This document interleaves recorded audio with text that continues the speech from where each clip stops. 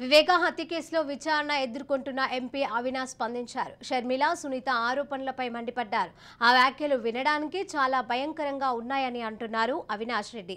మసిపూసి పైగా బూడిద చల్లి తుడుచుకుపోమంటున్నారు.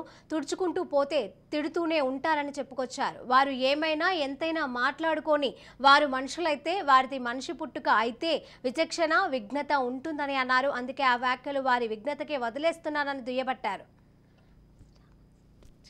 అంటే అంత భయంకరంగా ఉంటుంది. కానీ వాళ్ళ విజ్ఞతకే వదిలేద్దాం, ఆ మాట వాడే వాళ్ళ విజ్ఞతకే వదిలేద్దాం.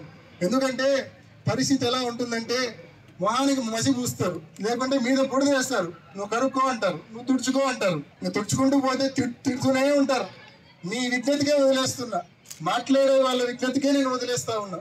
ఎక్కువ దీని గురించి డిస్కషన్ కూడా అవసరం లేదు. మాట్లాడే వాళ్ళు ఎంత కావాలంటే అంత మాట్లాడుకోండి, నాకు ఏ అభ్యంతరం లేదు. కానీ మనిషి అన్నాక కొంచెము విజ్ఞత విచక్షణ అనేది కొంచెమైనా ఉండాలని చెప్పి నేను కోరుకుంటా. మనిషి అన్నాక మనిషి పుట్టుకే అయితే కదా తప్పకుండా కొంచెమైనా విజ్ఞత విచక్షణ